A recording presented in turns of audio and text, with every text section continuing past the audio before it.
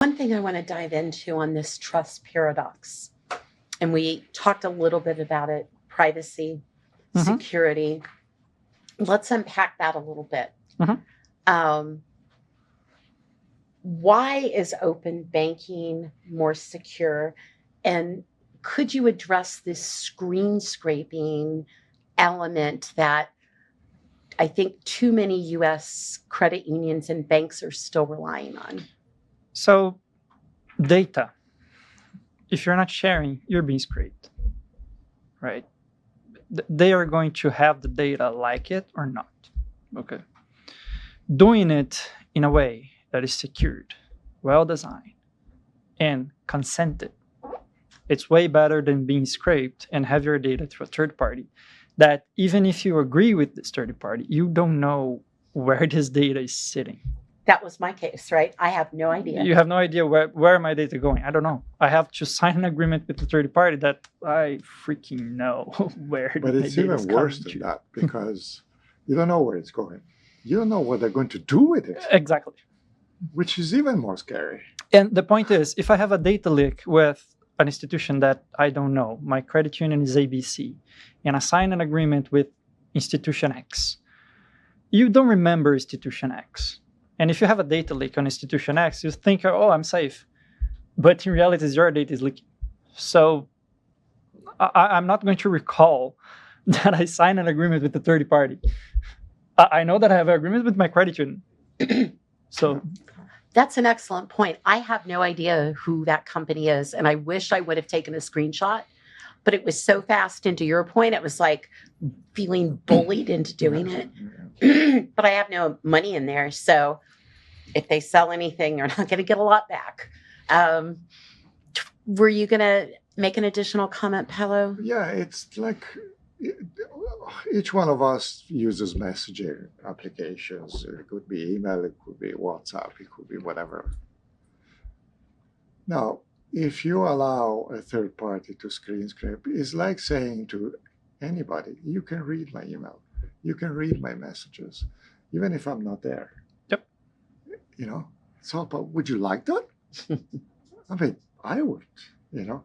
And they say, oh, well, you have nothing to hide. You have things to hide.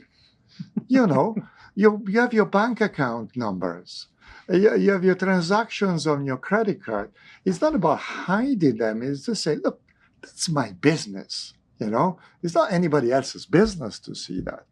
So that's what screen scraping does. It gives everybody a license to kind of snoop into what you're doing.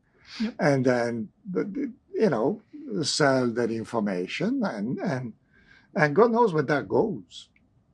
You know, because when you sign an agreement with a third party, in the small print it says, by the way, we can use this data. Okay. And nobody, because everybody is there. So, okay, I need to sign this thing. And, you know, otherwise I don't get my account open. So almost nobody looks at the fine print. Yeah. You know? But what you say, yeah, sure, look into everything. I have nothing to hide. Yep. And this is the member perspective, right? So I don't want to sign a contract with a third party. I want to open an account with the credit union, right? But let's take in scope of the credit union side, which they are limited in resources and technology. And they're relying on those third party to actually have this up and running, right? And this is the cost of not owning the platform and thinking that the open banking is too expensive. So for the credit unions out there, it's not.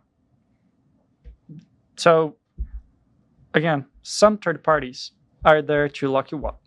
Some third parties are there to open up the strategy. So it's really like a balance.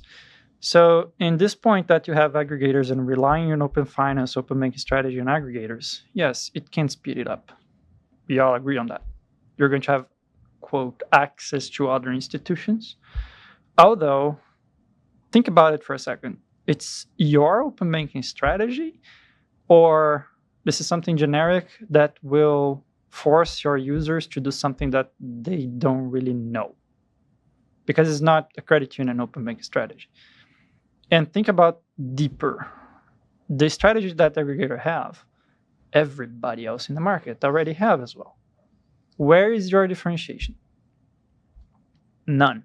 So everybody else have as well. So it's like fear of missing out. So it's me too. So your open banking strategy needs to focus on the credit union business and community, not on a generic open banking aggregation. So again, this is the trust paradox for me. It's like, yes, spinning up versus open. And here's a catch. You can have the aggregators at the beginning to speed up your strategy. And at the same time, put a leash on them having your APIs. And slowly discontinuing those things that you don't like in the aggregators to have your strategy. It's not like black and white. So this is the most important part for the credit unions in my perspective. Because for the member, as a credit union member as well, I don't want a third party. I want to be my credit union customers only.